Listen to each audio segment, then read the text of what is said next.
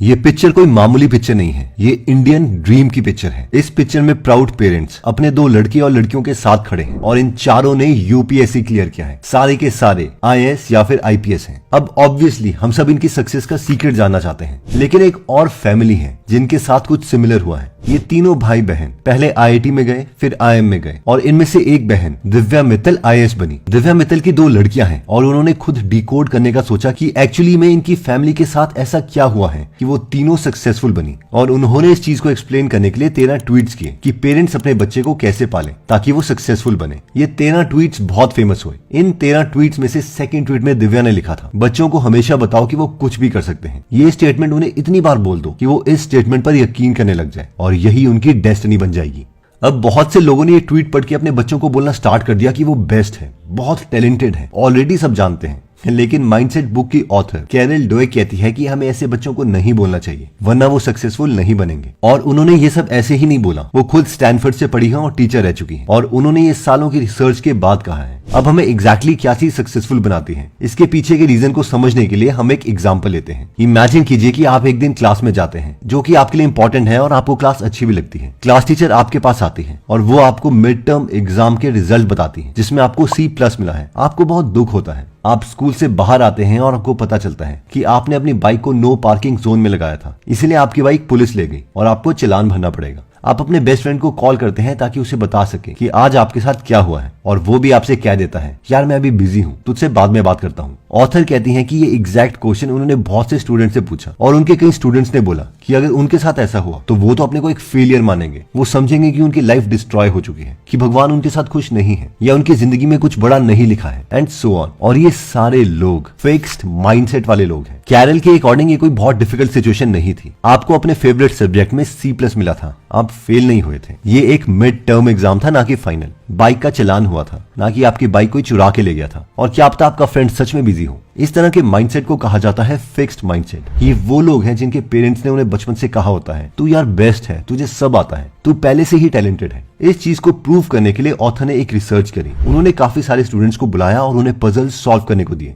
धीरे धीरे पजल की डिफिकल्टी का लेवल इंक्रीज किया गया। रिसर्चर्स ने नोटिस किया कि कई बच्चे पजल की डिफिकल्टी लेवल को देख के बहुत खुश हो रहे थे। वो कह रहे थे कि मजा तो अब आएगा। और कई बच्चे उठ के अपने टीचर से कहने लगे, हमें लगा कि आप कुछ हमें नया सिखाएंगे, और वो पजल को क्विट करके चले गए। हैरानी की बात यह थी कि क्विट करने वाले बच्चों में से वो बच्चे भी थे जो क्लास के टॉपर्स थे। यानी कोई और रीजन है जिससे सक्सेस डिफाइन होती है, और वो है ग्रोथ माइंडसेट। ग्रोथ माइंडसेट का मतलब है कि हमें पता है कि हम किस चीज में अच्छे नहीं हैं, और हमें यह भी पता है कि अगर हम मेहनत करेंगे तो उसमें हम बहुत अच्छे हो जाएंगे। हम ये नहीं सोचते कि हम पहले से टैलेंटेड हैं, और ना ही हम ये सोचते हैं कि भगवान ने बचपन में किसी को इंटेलिजेंट बनाया है। और जो लोग ये सोचते हैं वो फिक्स्ड माइंडसेट वाले लोग हैं। इन शॉर्ट, अगर हमें खुद का या किसी और का ग्रोथ माइंडसेट बनाना है तो हमें खुद को या उनको ये बोलना है कि वो पहले से टैलेंटेड नहीं है। हमें कहना है कि you are not smart enough yet. यानी बेशक आज वो इस चीज में अच्छे नहीं है, लेकिन अगर वो मेहनत करेंगे वो अपनी मेहनत से किसी भी चीज में बेस्ट बन सकते हैं। नेक्स्ट पॉइंट कहता है कि choose your goals carefully. Japan के 2nd लेफ्टिनेंट हीरो ओनोडा और उनके लोगों को 1944 में ऑर्डर मिले कि फिलीपींस के ल्यूबोंग नाम के आइलैंड में जाओ और वहां पर जब अमेरिकन फोर्सेज पहुंचेगी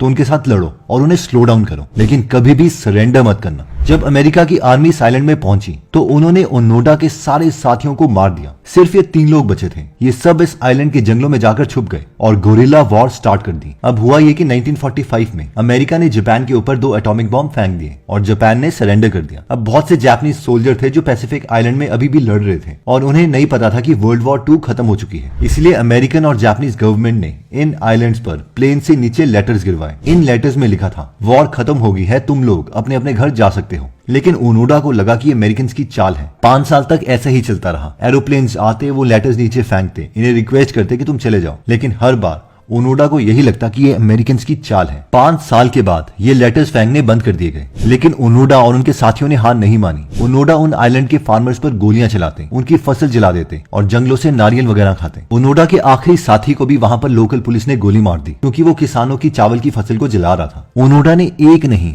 2 नहीं, पूरे 27 सालों तक हार नहीं मानी जब तक उसका कमांडर वहां नहीं आया और उसकी ऑलमोस्ट पूरी जिंदगी इसी झूठी लड़ाई में चली गई। तो इस स्टोरी का पॉइंट यह है कि ओनोडा की तरह हम भी झूठी चीजों की लड़ाई में अपने मैक्सिमम जिंदगी गुजार देते हैं। इसलिए अगर हमें कोई लाइफ में गोल चूज करना है और हमें पता है कि उस गोल को अचीव करने के लिए हमें अपनी लाइफ का मेजर साइजेबल पोर्शन सेक्रीफाइस करना होगा, तो हमें पक्का कर लेना चाहिए कि जिस गोल को हम चूज कर रहे हैं वो रियल हो। नहीं तो हो सकता है कि हम भी ओनोडा की तरह अपनी जिंदगी के 27 साल तक वो लड़ाई लड़ते रहें जिसकी कभी जरूरत ही नहीं थी। नेक्स्ट पॉइंट आता है do something principle. Subtle art of not giving a fuck book के ऑथर मार्क मेंसन कहते हैं कि जब वो स्कूल में थे तो उनके मैथ्स टीचर ने उन्हें एक सीक्रेट बताया था, और वो सीक्रेट ये था कि अगर तुम किसी क्वेश्चन को देख रहे हो और उसका आंसर तुम्हें नहीं आ रहा है तो उसे देखने के बजाय कम से कम उस क्वेश्चन को दोबारा से कॉपी पर ही लिख लो। अब कई लोग बोलेंगे कि ये क्या बकवास आइडिया है कि क्वेश्चन को ही लिख लो, लेकिन माँ कहते हैं कि हाँ ये चीज काम करती है। इससे होता यह है कि प्रॉब्लम को लिखने से ही सोल्यूशन आने लगते हैं और कम से कम वो क्वेश्चन उतना डिफिकल्ट नहीं लगता। इवन कि मार्क ने इसे अपनी लाइफ में भी यूज किया है। मार्क बहुत शर्मीले थे और अगर उन्हें पार्टी में किसी से बात करनी होती थी तो वो सोचते थे कि ठीक है मैं सिर्फ एक कदम उस इंसान की तरफ चलता हूँ, फिर एक कदम चल के वो उसकी तरफ दूसरा कदम चलते, फिर तीसरा कदम एंड सो ऑन, और ऐसे करते करते वो उस इंसान के पास पहुंच जाते। उसके बाद वो सोचते कि हाँ मैं इसके साथ एक सेंटेंस बोल लेता हूँ, और फिर वो उससे कुछ सेंटेंस बोलते हैं जैसे कि हाय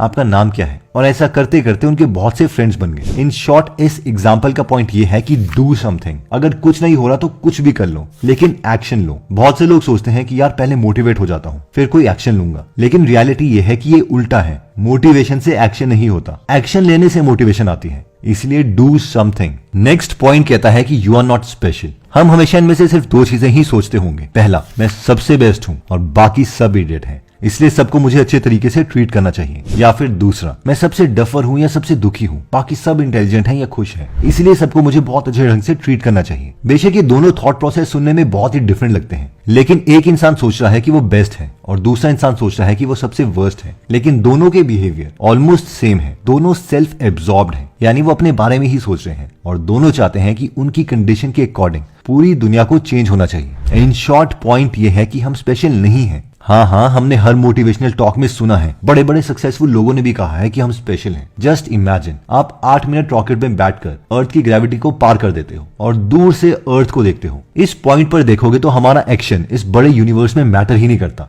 इस गोले से बाहर निकलकर कुछ मैटर नहीं करता। कौन बेस्ट क्रिकेटर है, कौन बेस्ट पोएट है, कौन रिचेस्ट इंसान है, या फिर कौन आईआईटी का टॉपर है। इस अनइमेजिनेबल बड़े इन्फिनाइट यूनिवर्स में हमारे बड़े से बड़े एक्शन भी बहुत छोटे हैं। इसलिए अगर हमें डर लगता है कि यार अगर हम स्पेशल नहीं है तो फिर जीने का क्या फायदा, तो इस थॉट से डरने की जरूरत नहीं है। ये एक्चुअल में बहुत ही स्ट्रेस रिलीजिंग थॉट है, और वो ये है कि कोई भी स्पेशल नहीं है, मैं भी नहीं। इसलिए हम बहुत स्पेशल बनने के चक्कर में जो स्ट्रेस ले रहे हैं उसे हम रिलीज कर सकते हैं। नेक्स्ट पॉइंट कहता है कि अंडरस्टैंड डर्निंग क्रूगर इफेक्ट। ये इफेक्ट कहता है कि जो इडियट होते हैं वो हमेशा सोचते हैं कि उन्हें सब पता है, लेकिन जो इंटेलिजेंट लोग हैं वो खुद को इडियट समझते हैं। उन्हें लगता है कि उन्हें बहुत सी चीजें नहीं पता। फॉर एग्जाम्पल, जो स्कूल स्टूडेंट्स पढ़ाई में अच्छे भी नहीं होते वो सोचते हैं कि वो बहुत अच्छे हैं। जो थोड़े ओवरवेट इंसान होते हैं वो सोचते हैं कि वो उतने भी मोटे नहीं है। बट सवाल ये है कि ऐसा होता क्यों है। इस कॉन्सेप्ट को समझने के लिए हमें ये क्वाड्रेंट समझना होगा, जिसमें 4 चीजें हैं। पहला क्वाड्रेंट आता है नोन नोन्स, यानी वो चीजें जो हमें पता है, हमें आती हैं। फॉर एग्जाम्पल, मुझे पता है कि मुझे कार चलाने आती है। दूसरा है नोन अननोन्स, ये वो चीजें हैं जो हमें पता है कि ये चीजें हमें नहीं आती। फॉर एग्जाम्पल, मुझे पता है कि मुझे प्रोटीन स्ट्रक्चर्स के बारे में नहीं पता कि वो बॉडी में कैसे काम करते हैं। तीसरा आता है अननोन नोन्स, यानी वो चीजें जो हम इतनी बार कर चुके हैं कि हम भूल गए हैं कि वो हमें आती भी हैं। फॉर एग्जाम्पल, आप ये भी भूल चुके हैं कि आप जूते कैसे पहनते थे। ये हमारे लिए एक ऑटोमेटिक प्रोसेस बन चुका है। और फाइनली फोर्थ आता है अननोन अननोन्स, यानी ये वो चीजें हैं जो हमें पता भी नहीं है कि हमें नहीं पता। फॉर एग्जाम्पल, 2nd क्लास के बच्चे को नहीं पता कि इंजीनियरिंग में फोरियर सीरीज का कॉन्सेप्ट है। अब देखो, होता यह है कि जो इडियट है उनकी सारी नॉलेज इन 4 क्वाड्रेंट्स में से सिर्फ 2 क्वाड्रेंट में लाई करती है, और वो है 1st और 4th क्वाड्रेंट। यानी उन्हें सिर्फ वो चीजें पता है जो उन्हें पता है, नोन नोन्स, और वो चीजें जो उन्हें नहीं पता कि उन्हें नहीं पता। इसे सिंपल भाषा में समझते हैं। इसके लिए हम एक क्रिकेट का एग्जाम्पल लेते हैं। अब लेट्स से कि आप इस फील्ड में नए हैं। आपको बस लगेगा कि हाँ, एक बंदा बॉल फेंकता है और दूसरा बैट से मारता है, और इस नॉलेज को हम आपके नोन क्वाड्रेंट में डाल सकते हैं। और अभी आपको क्रिकेट की डिटेल्स नहीं पता, और इन चीजों को हम आपके अननोन में डाल सकते हैं। इस वक्त आपको नहीं पता कि defensive shot, drive, flick, cut, square drive, pull and hook, sweep, reverse sweep क्या होता है। अब हम इमेजिन करते हैं कि लेट्स से आप एक्चुअल में क्रिकेट सीखना स्टार्ट कर रहे हो। जैसे जैसे आप क्रिकेट सीखोगे, आप नोन क्वाड्रेंट के साथ नोन अननोन क्वाड्रेंट में भी आ जाएंगे, क्योंकि हमें पता चलता रहेगा कि क्रिकेट में और भी चीजें हैं जो हमें नहीं पता, जैसे कि ये सारे कॉम्प्लेक्स शॉट और बॉलिंग एक्सेट्रा। अब जब 1 साल आपका क्रिकेट सीखते हुए हो जाएगा तो आपकी कुछ नॉलेज थर्ड क्वाड्रेंट में भी शिफ्ट होने लग जाएगी, यानी अननोन नोन्स, यानी स्क्वायर ड्राइव स्वीप जैसे कॉम्प्लेक्स शॉट्स आपकी एक सेकंड हैबिट बन जाएंगे और इसके बारे में आप कॉन्शियसली सोच भी नहीं रहे होंगे। इस मूवमेंट में आप फोर्थ क्वाड्रेंट यानी अननोन नोन्स में भी होंगे, क्योंकि आपको ये पता चलना स्टार्ट हो जाएगा कि अभी क्रिकेट में बहुत सी चीजें हैं जो आपको नहीं पता। आप क्रिकेट की बाकी एक्सपर्ट से बात करना स्टार्ट कर दोगे, उनसे पूछोगे कि इसमें और क्या क्या होता है और किस तरीके से कॉम्प्लेक्स बॉल्स करवा सकते हैं। अब इन दोनों सिनेरियो में अगर हम 4 क्वाड्रेंट सामने रखें तो हम देख सकते हैं कि एक इडियट इंसान खुद को इंटेलिजेंट क्यों समझता है, क्योंकि उसकी नॉलेज सिर्फ क्वाड्रेंट 1 और क्वाड्रेंट 4 में होती है, जबकि एक इंटेलिजेंट आदमी की नॉलेज चारों क्वाड्रेंट में होती है और उसे पता चल जाता है कि अभी तो बहुत कुछ है सीखने को। दोस्तों, इस वीडियो को बनाने के लिए हमने मार्क मेंशन की book the subtle art of not giving a fuck का सहारा लिया है। तो अगर आप इस बुक की डिटेल समरी हिंदी में फ्री में सुनना चाहते हैं तो इस समरी का लिंक हम डिस्क्रिप्शन और